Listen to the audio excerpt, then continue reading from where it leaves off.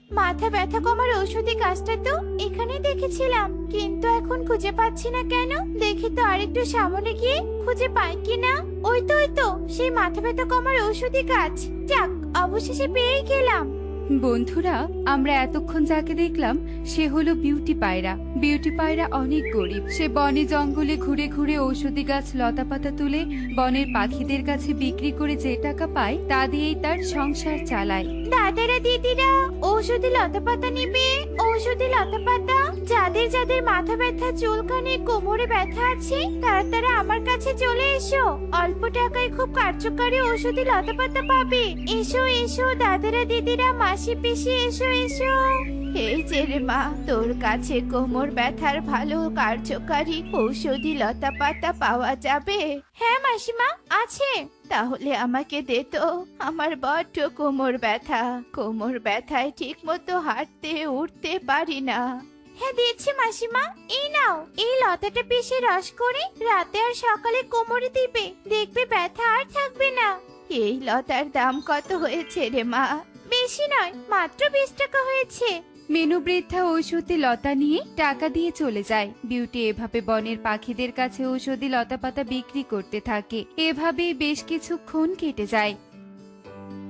সব লতাপাতা বিক্রি শেষ। যাই, এবার চাল টাল কিনে নিয়ে বাড়িতে চলে যাই। কালু দাদা, আমাকে 2 কেজি চাল, 1 কেজি ডাল আর 1 কেজি কম দামি আলু দাও তো। এত কম চাল ডাল নিয়ে কদিন খাবি রে? একটু বেশি করে কিনে নে, অনেক দিন ধরে খেতে পারবি। দাদা, আমার কাছে বেশি করে চাল ডাল কেনার মতো টাকা নেই। যেটুকু টাকা আছে ওটুকু দিয়েই চাল ডাল কিনছি, বুঝলে? এবার একটু জলদি জলদি খরচগুলো দাও দাদা, বাড়িতে আমার ছোট মেয়েটা একা আছে। হ্যাঁ হ্যাঁ, দিচ্ছি। কালু আর কথা না বাড়িয়ে বিউটির কথা মতো চাল ডাল আলু দেয়। বিউটি সেগুলো নিয়ে তার বাড়ির দিকে উঠতে থাকে। পথের মধ্যে বিউটির সাথে টুনি আর তার মেয়ের দেখা হয়। টুকি বিউটিকে দেখে বলতে থাকে, বিউটি মাসি, তোমার হাতে ওগুলো কি? মারে, এগুলো চাল ডাল। ছোট চাল ডাল? ছোট বাচ্চা যে খাওয়ার মতো কিচ্ছু নেই, যেমন চকলেট, বিস্কুট? না রে মা, ওসব তো আমার কাছে নেই। নেই? এই চুপ কর, আর একটা কথা বলবি না। তোকে না কতবার বলেছি গরিব নোংরা পাখিদের সাথে কথা বলবি না, তুই তারপর কথা বলছিস? তোর সাহস তো কম নয়। টুনি বোন, কেন ওকে এভাবে বকছিস? আর গরিব পাখিদের সাথে কথা বললে কি এমন ক্ষতি হবে শুনি? ক্ষতি হবে কি না লাভ হবে সেই কৈফিয়ত আমি তোমার মতো গরিব পাখিকে দিতে চাই না। এই চল এখান থেকে, চল বলছি। টনি রেগে মেগে তার মেয়েকে নিয়ে চলে যায়। বিউটি টুনির এমন ব্যবহারে মন খারাপ করে বাড়িতে চলে আসে। পারুল মা, পারুল মা, কোথায় তুই? আমি এসেছি। তুমি এসেছো? আমি তোমার জন্য অপেক্ষা করছিলাম মা। দেখি দেখি কি এনেছো। তুমি সব এনেছো, কিন্তু একটা মাছ কেন আনোনি? আমার অনেক মাছ খেতে ইচ্ছে করছে, তুমি জানো না? এই রে, মাছের কথা তো আমার মনেই ছিল না। তুই রাগ করিস না সোনা, আমি কালকে তোর জন্য মাছ কিনে নিয়ে আসবো। আমি রাগ করিনি মা, তোমার যেদিন সুবিধা হবে সেদিন তুমি মাছ কিনে নিয়ে আসবে, কেমন? আমার বুঝদার লক্ষ্মী মেয়ে। চল মা, এবার ঘরে চল। পাইজন, এই পাইজন, বাড়িতে আছিস? হ্যাঁ তোকে বাড়িতে আছি। এভাবে কেন ডাকছিস?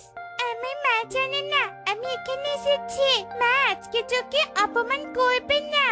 সত্যি তোর মা জানে না? চল তাহলে মাঠে গিয়ে খেলি, তোর সাথে খেলতে আমার অনেক মজা লাগে। পারুল আর টুকি এই বলে মাঠে চলে আসে আর মনের আনন্দে দুজন খেলতে থাকে। টুনির মেয়ে আবারও গরিব বিউটির মেয়ের সাথে খেলা করছে। এই কথাটা তো টুনিকে বানিয়ে বানিয়ে বলে দিতেই হবে। যাই, গিয়ে টুনিকে কথাটা বলে আসি। যেই কথা সেই কাজ।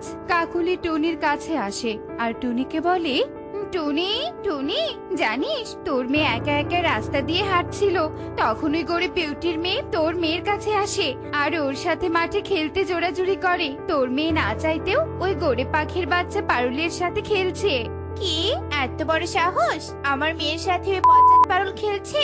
দাঁড়াও, আমি এক্ষুনি গিয়ে ওকে মজা দেখাবো। অহংকারী ধনী টুনি রেগে গিয়েছে, এবার হেব্বি মজা হবে। আই গরিব পাখির ছানাই, তুই কোন সাহসে আমার মেয়ের সাথে খেলছিস শুনি? তোর কোনো যোগ্যতাই নেই আমার মেয়ের সাথে খেলার। মেয়ে, ওকে বকো না, ও আমার সাথে খেলতে চায়নি। আমি ওকে জোর করেছি আমার সাথে খেলতে। দয়া করে ওকে কিছু বলো না। টুকি, মুখে মুখে তর্ক করছিস? মুখে মুখে তর্ক করা গরিব ছানাদের কাজ, তোর মতো ধনী ছানার নয়। আন্টি, ধনী গরিব সবাই তো পাখি। এক পাখি হয়ে অন্য পাখিকে এভাবে বলতে নেই, বিধাতা রাগ করে এমন করে বললে। এই বেয়াদব মেয়ে, খবরদার আমাকে জ্ঞান দিবি না। যা এখান থেকে, চলে যা বলছি। টুনি রেগে মেগে পারুলকে সেখান থেকে তাড়িয়ে দেয়। পারুল কাঁদতে কাঁদতে বাড়িতে চলে আসে। এভাবে আরো 2 দিন কেটে যায়। একদিন, তোতা দাদা, এই বড় মাছটার দাম কত? এটার দাম 2000 টাকা। ওরে বাবারে, কি দাম! এত দাম দিয়ে মাছ কেনার সামর্থ্য আমার নেই। দাদা, তুমি 100 টাকার মধ্যে মাছ দেখো তো আমাকে। এই যে আতপচা মাছগুলো দেখছিস, এগুলোর দাম 100 টাকা। তুই এগুলো নিবি? হ্যাঁ দাদা, এগুলোই নিব। গরিব পাখি আধপচা মাছ কেনার সামর্থ্য ছাড়া বড় মাছ কেনার সামর্থ্য নেই। দাও দাদা, এখান থেকে একটা মাছ দাও আমাকে। এই নে। তোতা বিউটিকে মাছ দেয়। বিউটি আতপচা মাছ নিয়ে বাড়িতে চলে আসে। পারুল সোনা, আমি তোর জন্য মাছ নিয়ে এসেছি। এই দেখ কত বড় মাছ। ও মা, তাই তো? তুমি আমাকে এক্ষুনি এই মাছগুলো রান্না করে দাও মা, আমি খাবো। হ্যাঁ রে মা, এক্ষুনি রান্না করে দিচ্ছি। এই বলে বিউটি রান্নাঘরে প্রবেশ করে আর মাছ রান্না করার জন্য সবকিছু তৈরি করতে থাকে। ও মা, মাসিমা, তুমি মাটির চুলায় মাছ রান্না করছো? মাটির চুলায় রান্না করলে কি সেই খাবার খেতে অনেক সুস্বাদু লাগে? হ্যাঁ রে, অনেক সুস্বাদু লাগে। টুকি মা, তুই খাবি নাকি? হ্যাঁ, আমি খাবো। আমাকে দিবে? হ্যাঁ, অবশ্যই দেব। তুই এখানে বস, রান্না শেষ হলে খাবি। টুকি, তুই আজকেও আমার চোখ ফাঁকি দিয়ে এখানে এসেছিস? চল আমার সাথে, বাড়িতে চল। না মাই, আমি যাবো না। সবসময় তুমি শাসনে থাকতে আমার আর ভালো লাগে না। আমি এই মাছের চুলায় রান্না করা মাছ খেয়ে তবেই বাড়িতে যাবো। কি এত বড় কথা? টুকি, এত অধপতন হয়েছে তোর? তুই এত নোংরা চুলায় রান্না করা পচা মাছ খেতে চাইছিস? বুঝেছি, এসব দোষ তোর না, সব দোষ এই বিউটির। পঞ্চায়েত বিউটি, তুই তোর জড়িবুটি খাইয়ে আমার মেয়েকে বশ করেছিস, তাই না? এর জন্য আমার মেয়ে তোর বাড়িতে বারবার আসে। তোদেরকে আমি ছাড়বো না। টুনি বিউটির রান্নাঘরের সবকিছু তছনছ করে দেয় আর টুকিকে নিয়ে চলে যায়। আজ গরিব বলে সবাই আমাদের অপমান করে, সবাই অহংকার দেখায়। হে বিধাতা, তুমি আমাদেরকে কেন গরিব বানালে? বিউটি কাঁদতেই থাকে। এভাবেই আরো কয়েকদিন কেটে যায়। সেদিনের পর থেকে টুনি তার মেয়েকে ঘর বন্দি করে রাখে। ঘর বন্দি হয়ে থাকতে থাকতে টুকি একদিন অনেক অসুস্থ হয়ে পড়ে। টুনি, তোর মেয়ের মাথার সমস্যা হয়েছে। দীর্ঘদিন ঘরবন্দি আর কারো সঙ্গ না পেয়ে এমনটা হয়েছে। তোর মেয়ের চিকিৎসা আমার কাছে নেই। আমার মনে হয় কোনো কবিরাজ বা জড়িবুটি তোর মেয়েকে ভালো করতে পারবে, আর নয়তো তোর মেয়েকে বাঁচানো সম্ভব নয়। এ কি বলছো ডাক্তার দাদা? এবার আমি কোন কবিরাজকে ডাকবো? কে জড়িবুটি দিয়ে আমার মেয়েকে ভালো করবে? ডাক্তার চলে যায়। টুনি এভাবেই কান্নায় ভেঙে পড়ে। এই সব দৃশ্য পারুল টুনির ঘরের জানালা থেকে দেখে টুনির কাছে চলে আসে। মাসিমা, কেঁদো না, শান্ত হও। আমার মা অনেক ভালো জড়িবুটি দিতে পারে। তুমি চাইলে মা আমার বন্ধু চিকিৎসা করবে। তোর মা পারবে আমার মেয়েকে ভালো করতে? যদি পারে তোর মাকে ডেকে নিয়ে আয়, ডেকে নিয়ে আয় মা, যা।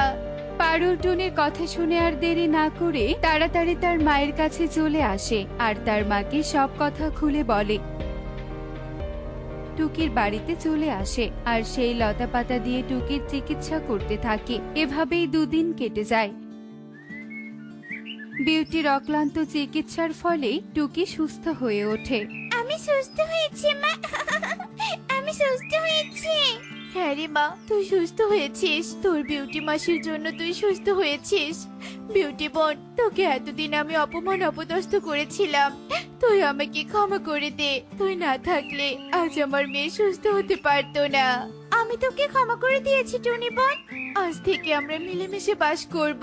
তোমার সাথে আর কখনো খারাপ ব্যবহার করব না। টনির এই কথায় বিউটি খুশি হয়ে যায় আর এরপর থেকে ওরা সবাই বেশ মিলেমিশে সুখেই বাস করে। এমনই সব মজার মজার শিক্ষণীয় টুনি পাখির গল্প দেখতে আমাদের সাথেই থেকো। আর গল্পটি কেমন হয়েছে তা কমেন্টে জানাতে ভুলো না কিন্তু। Bye bye.